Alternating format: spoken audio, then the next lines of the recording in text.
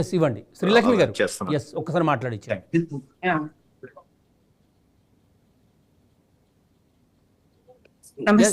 నమస్తే శ్రీలక్ష్మి గారు. మీరు ఎక్కడ మేడం, ఎక్కడ నుంచి ఎప్పుడు బయలుదేరినారు, అక్కడ ఉన్నటువంటి పరిస్థితి ఏంటి, ఒక్కసారిగా వరదలను చూసిన తర్వాత మీరు ఎట్లా సేఫ్ జోన్కి రావటం అయింది? వెంకట గారు చెప్పినట్టుగా వారి టీంలోనే ఉన్నారా మీరు కూడా? సార్ అవును సార్. సో మేము హైదరాబాద్ లకడీ కపుల్, మా నేటివ్ ప్లేస్ హైదరాబాద్. సో ఈ అసోసియేషన్ సైన్ ఇన్ వాళ్ళతో కలిసి మేము బుక్ చేసుకున్నాం అనమాట. మేమందరము జస్ట్ అక్కడ ట్రావెలింగ్ చేసిన తర్వాత, బికాజ్ ఆలస్యం అమృతం విషయం అనే దానికి ఎప్పుడు కాకుండా ఎప్పుడు ముందుండే నేను ఆ రోజు టీ కొట్టు దగ్గర ఆగాలి అంటే నాకు టీ అవసరం. పెద్ద షూ అండి, అక్కడికి మనకి ఐస్ దగ్గర షూ మంచిగా పెద్ద షూ కావాలంటే షూ వేసుకుని ఉన్నాము. అంత షూ వేసుకొని కిందకి టీకి ఎందుకు దిగాలని చెప్పి నేను దిగలేదనమాట. అక్కడ టీ బాగుంటుంది దిగండి దిగండి అంటే ఆ 10 నిమిషాలు లేటుగా దిగాను. ఆ తర్వాత దిగిన తర్వాత కూడా అక్కడ సైట్ సీయింగ్ అంతా తీసుకుంటూ నాకు ఫొటోస్ బాగా తీసుకోవటం ఇంట్రెస్ట్ అనమాట. ఫొటోస్ అన్ని తీసుకుంటా ఉండేసరికి ఇంకో 10 నిమిషాలు లేట్ అయింది. అప్పుడు నా బ్యాగ్ ఇప్పుడే వచ్చిందండి. నా బ్యాగ్ నెంబర్ 5 నెంబర్స్ ఇచ్చారు బ్యాగ్స్కి.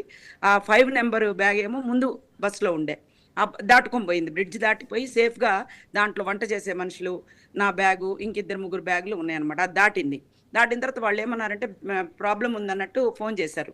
సో మేము ఈ టీ కొట్టు దగ్గర లేట్ అయిపోయాం. మా కమ్యూనికేషన్ లేదు సార్, మొత్తం అంతా బంద్.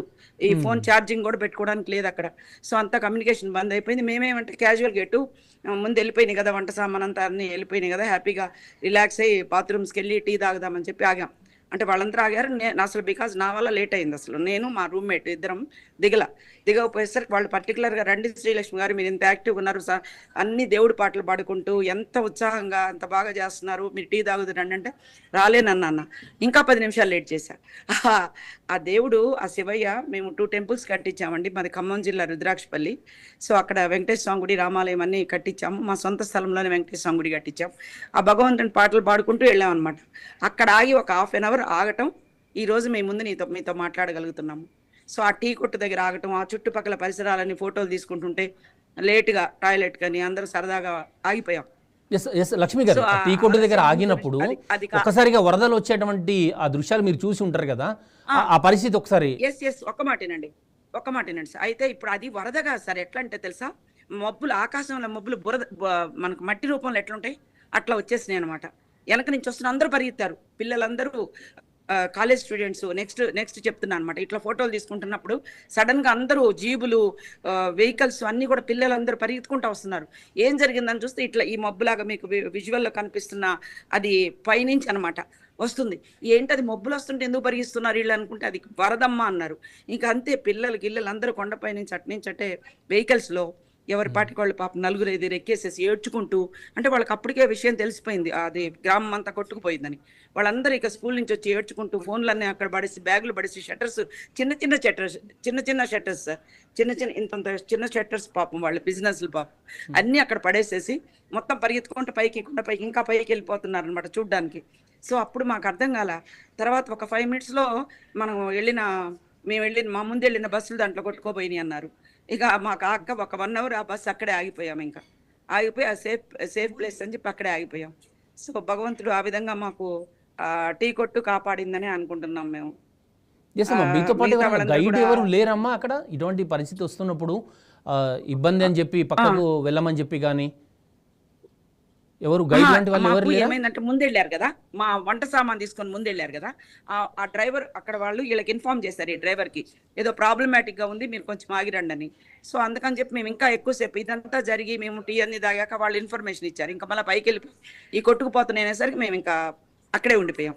అక్కడి నుంచి అందరు ఇక కరెంటు బంధు, పిల్లలందరూ పరిగెత్తడం, ఏడ్చుకుంటూ, అందరూ వాళ్ళ బంధువులే కదా, చుట్టాలే ఉంటారు కదా సార్. 3 గ్రామాల్లో జనాలందరూ, మేము కొండపైన ఉన్న గ్రామానికి ఆ పక్కన గ్రామాల్లో 3 గ్రామాలు కొట్టుకుపోయిన జనాలందరూ, బంధువులు, చుట్టాలందరూ ఏడ్చుకుంటూ ఎవరెవరు వెహికల్లో ముగ్గురు చిన్న బిడ్డలు వేసుకొని స్కూటర్ల మీద ఎట్లా దొరికితే అట్లా వెళ్ళిపోతా ఉన్నారు, ఏది పక్కన చూడ్డానికి. సో ఇట్లే అది అసలు నీళ్లులాగే లేదు సార్. అసలు ఇక్కడ మీకు ఇట్లా నీళ్లులాగా కనిపిస్తుంది కొంచెం, మాకైతే పొగ మంచులాగా, ఇది మట్టితో ఉన్న పొగ మంచులాగా పైనుంచి వస్తున్నట్టుగా అనిపించింది అంతే మేము ట్రావెల్ చేస్తున్నప్పుడు. ఆ 5 మినిట్స్ మేము అక్కడ ఎప్పుడైతే ఆ మాట చెప్పారో టర్నింగ్ తీసుకొని కొండపైకి డైవర్ట్ చేసాం, అక్కడ ఆగామన్నమాట. అదే కానీ లేకపోతే మేము అక్కడ ఎంబసీ దగ్గరికి అక్కడ అది ఆ ప్లేస్ పోయినా అది కూడా కొట్టుకోపోయింది, అక్కడ పోయినా కొట్టుకోపోయేవాళ్ళం. ఆ భగవంతుడే కాపాడాడు సార్ మమ్మల్ని. ఎస్, ఖచ్చితంగా. ఆ శివయ్య మళ్ళా కాపాడు అంటే అంత అదృష్టం. కానీ మిగతా వాళ్ళందరూ పాపం అంత ఆత్మశాంతి కలగాల. వాళ్ళు అందులో కలకత్తా నుంచి ట్రైన్లో వచ్చిన మాతో పాటు బ్యాచ్ వాళ్ళు కలకత్తా నుంచి ట్రైన్లో వచ్చారండి సార్. వాళ్ళు గల్లతయ్యారు. తర్వాత ఈ స్వామీజీ గారు ఆయన ఎవరు సిగ్గి మన ఆయన ఒక్కడే మిగిలారు చూడండి, సద్గురు బ్యాచ్ లో ఉండే వాళ్ళు కూడా మా అపార్ట్మెంట్ లో రవికిరణ్ మా హిమాయత్ నగర్ మా లక్డీ కపుల్లో మా అపార్ట్మెంట్ లో 103లో ఉండే వాళ్ళ సిస్టర్ కూడా గలత్ అయింది అన్నారు. అయ్యో. సో చాలా ఇంకెవరు ఉన్నారమ్మా జగ్గి వాసుదేవ్ గారి తో పాటు వచ్చిన వాళ్ళు మీ టీం ఎవరైనా ఉన్నారా? మా 103 Mahalakshmi meadows Lakdi couple Mahalakshmi meadows లో 103లో ఉన్న వాళ్ళ సిస్టర్ మిస్ అయింది సార్. మా అపార్ట్మెంట్ సంబంధించి వాళ్ళ సిస్టర్. అమ్మా, ఈ ప్రమాదం జరిగినప్పుడు కనీసం అక్కడ మిమ్మల్ని ఓదార్చే వాళ్ళు కానీ లేదంటే సేఫ్ జోన్ కి తీసుకువెళ్లే వాళ్ళు కానీ ఎవరైనా ఉండేనమ్మా? ఇంకా వేరే వాళ్ళు ఎవరు లేరు సార్. మా బస్సే టర్నింగ్ తీసుకొని కొండ మీదకి వెళ్ళిపోయిన తర్వాత అక్కడి నుంచి జనాలందరూ ఏడ్చుకుంటూ షట్టర్లు అన్ని క్లోజ్ చేసేసి పరిగెత్తుకుంటూ వెళ్ళిపోతున్నారు ఇంకా పైకి చూడడానికి. సో మాకు ఇంకా గైడెన్స్ అంటే మేమే మా బస్సు, మా టీము, మా గైడు వెంకట్ గారు, వాళ్ళ పాప మా కల్పన, మేమందరం టీము డ్రైవర్లు. తర్వాత ఇంకొక అసోసియేషన్ వాళ్ళు ఉన్నారు ఇక్కడ, నేపాల్ అసోసియేషన్ వాళ్ళు కమ్యూనికేషన్ చేయటం. అంతే వెంబడే కాఠ్మండు ఇదే ఇక్కడ మేము ఉండే ఈ ప్లేస్లోకి మళ్ళీ రిటర్న్ అయిపోయి ఈ హోటల్లోనే ఉండటం, ఇక్కడికి వచ్చేసాం. మీ కుటుంబ సభ్యులకు ఏమైనా చెప్తారా? మళ్ళీ రేపు ఏం సార్ మీ ఫ్యామిలీ మెంబర్స్కి, హైదరాబాద్లో ఉండే మీ ఫ్యామిలీ మెంబర్స్కి ఏమైనా చెప్తారా? హైదరాబాద్ రేపు బయలుదేరి వస్తున్నాం సార్. రేపు ఫ్లైట్ బుక్ అయింది 8 గంటలకి. రేపు ఈవినింగ్ ఎన్ని గంటలకండి?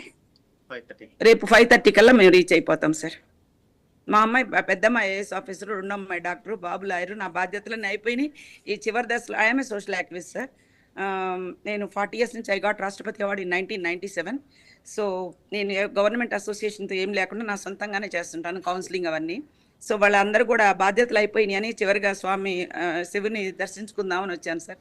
బట్ ఎనీవే నెక్స్ట్ వీళ్ళు మళ్ళీ నెక్స్ట్ బ్యాచ్కి తీసుకొస్తామంటున్నారు. భగవంతుడి దయ ఉంటే మళ్ళీ చూడగలుగుతాను. ఇది జరిగిన తర్వాత అందరూ చాలా బాధ తృప్త హృదయంతో మేమంతా అసలు చాలా భయంగా ఉంది. అసలు ఇట్లా సడన్ అటాక్, అదేదో వరదలు వస్తున్నాయని తెలిస్తే పర్వాలేదు, ఇది వస్తున్నట్టు కాదు కదా, ఆల్ ఆఫ్ సడన్ జరిగింది. వస్తున్నాయి అంటే మేమందరం ప్రయాణం చేసేవాళ్ళమే కాదు అసలు. సో సడన్ అటాక్ అన్నమాట. భగవంతుడు ఎప్పుడు ఎవరిని ఎట్లా తీసుకెళ్తాడనే దానికి ఇది ప్రత్యక్ష సాక్ష్యం సార్. అంతే.